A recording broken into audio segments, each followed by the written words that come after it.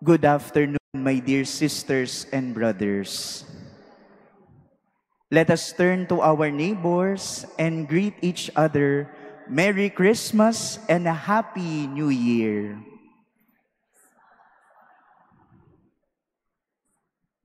Today, in a very special way, this twofold greeting is made concrete. Alam naman po natin, sa grasya na tinanggap natin sa pagkakatawang tao ng Diyos, hindi ito kaya ang kinin at yakapin sa isang araw. That's why we have this so-called octave of Christmas. That's why it's fitting for us to greet each other, Merry Christmas. And in a very special way, today is also the coming of the new year. We are embarking in another grace-filled year brought to us by God. That's why it's also fitting to greet each other a Happy New Year. Kambal na pagbati, naging konkreto sa araw na ito.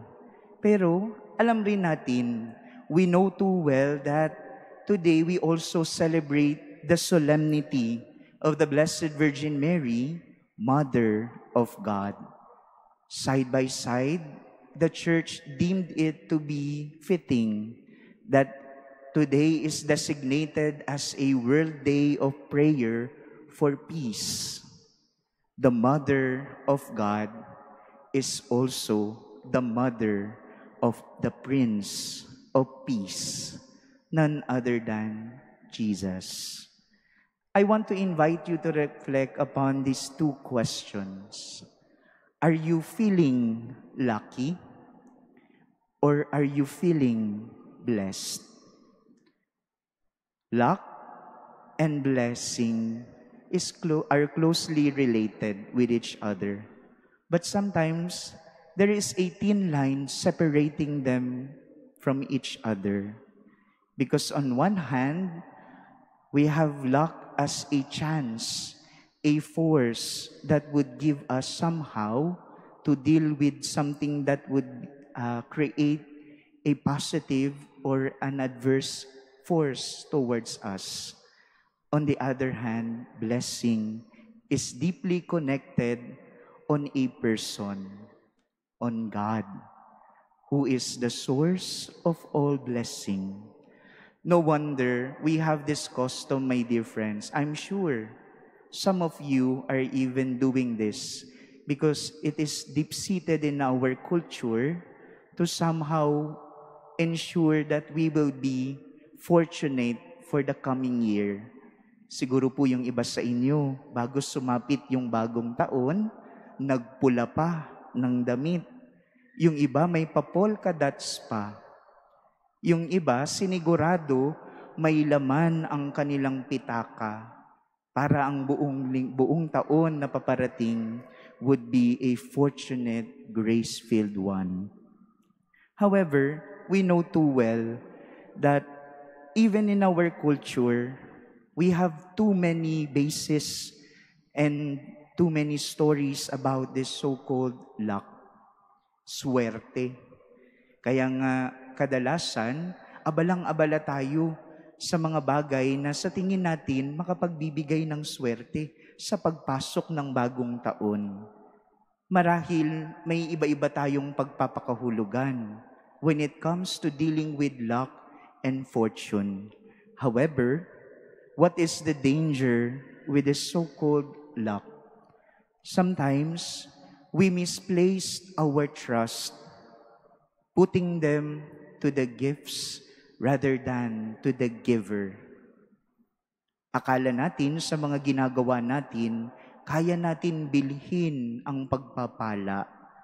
Ngunit sa kabilang banda, we are reminded in this very special day as we embark on another journey towards this new year, we are reminded of that specific part of our faith, none other than being blessed. Being blessed. In the first reading, if you heard the one that was read from the book of Numbers, we are given that priestly blessing or the so-called Aaronic blessing that was being recited and prayed of the Israelites, whom we know too well, given to Moses, so that every time that Moses would introduce who God is, they will know He is the source of blessing. I hope we take heart what we heard in the first reading, because it is the same invitation, the same disposition that we are being invited to see and look at who God is in our life. And it is stated there, may the Lord bless you and keep you. May the Lord let His face shine upon you and be gracious to you. And may the Lord look upon you and give you peace. If you notice, at the lattermost part, it is not gifts, it is not power, it is not money that is promised to us. At the lattermost part of that blessing, we invoke God's blessing so that we will have that grace of peace, kapayapaan. Napakahirap humarap sa bagong taon kung ang puso natin ay tigib ng marami pong pagkakaabalahan. Napakahirap hanapin ang kapayapaan kung hinahanap natin ito sa maling lugar at inaasahan sa mga maling tao. Dahil ang katunayan, true peace should always spring forth from our relationship with God. That's why the invitation is not for us to leave everything, all our future, to chances, to luck. We are invited to see that even our future, we must rely on the very source of all blessing. Sana, yung pagpapala na hinahangad natin ay makita natin sa pamamagitan ng pagkilala sa pinagmulan ng lahat ng pagpapala. And that's why the invitation for us today, my dear friends, is to look at the Mother of God. Ano bang ginawa ni Maria? We must look. Let us place our usual practices for invoking fortune and see them side by side with Mary's disposition. Kayo po ba, una, kagabi, nung nagbabagong taon at nagsimulang magputukan, tumalon rin po ba kayo? Para sabihin, tatangkad pa. Were you able to lift numerous times so as to give you an assurance that you will increase your height? However, my dear friends, Mary's disposition did not make her leap like what we are doing. What Mary did, she took the leap of faith. Tinalon niya ang pagkakataon sa pamamagitan ng pananampalataya. Kaya nga po, kung atin pong susuriin at babalikan yung lahat ng storya bago pa man po pumasok ang Kapaskuhan, bumabalik tayo sa katotohanan na si Maria nagtiwala. She took that leap of faith not because she is assured of things, but most especially because she know too well that what was promised to her, was the presence of God. In the greeting of that angel Gabriel, we know too well, "Hail, full of grace, the Lord is with you." Sumasa iyo ang Diyos. Kaya ang paanyaya sa atin ay makita sa pagpasok ng bagong taon, ano ba ang tinatalon natin? Tumalon lang ba tayo sa nakaraan natin na para bang panibagong araw, panibagong buhay? Mary took that leap of faith, and that is not just a one-time, big-time decision. Every day, Mary is always siding with God. She knows too well, I will put my trust because He said, the Lord is with you. Sumasa atin ng Diyos. Hindi po ba yan rin naman ang pinakauna sa lahat ng grasya? Dumarating ang kapayapaan sa atin kung dumating na mismo ang Diyos na siyang prinsipe ng kapayapaan. It's not enough that we leap numerous times so as to increase our height. Let us imitate Mary. Let us take that leap of faith to increase our trust in God. Secondly, most of you, perhaps some of you, also collected and made it sure that you have those 12 rounded fruits. Hindi po ba? Yung 12 bilugang prutas para gumulong ang swerte ng walang patid. Swerte sa 12 buwan. But just as the same, we are invited to look at the disposition of Mary. We are not only relying on that unending grace from fortune, but we are relying on the unending circling faithfulness of God. Kung narinig niyo po yung ikalawang pagbasa, ipinapaalala sa atin ni San Pablo, at the appointed time of God, God sent His Son, born of a woman. Nang dumating ang takdang oras na ibinigay ng Diyos, pinadala niya ang kanyang anak, isinilang mula sa isang dalaga.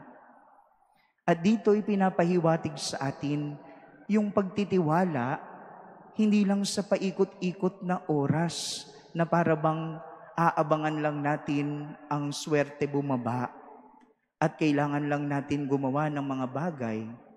Bagkus kagaya ni Maria, ang paanyaya sa atin to always remain faithful.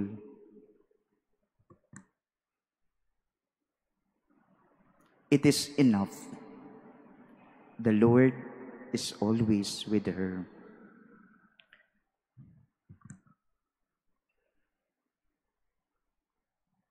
And lastly, my dear friends,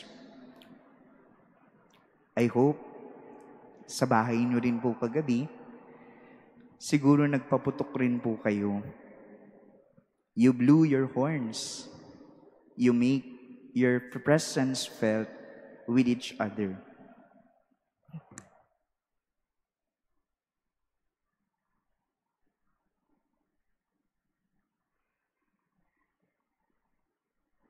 And what was the reason for that?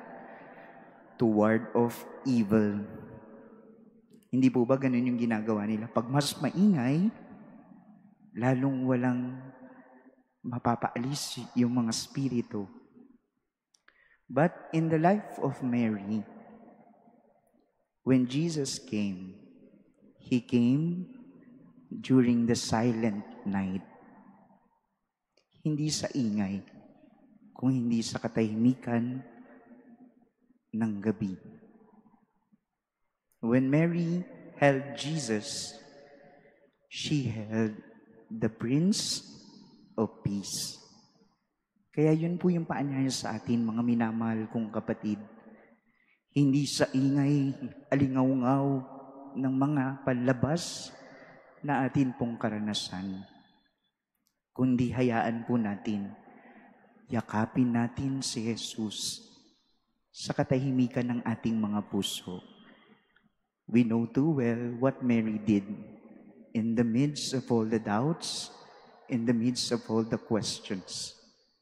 It was stated there, Mary kept everything in her heart.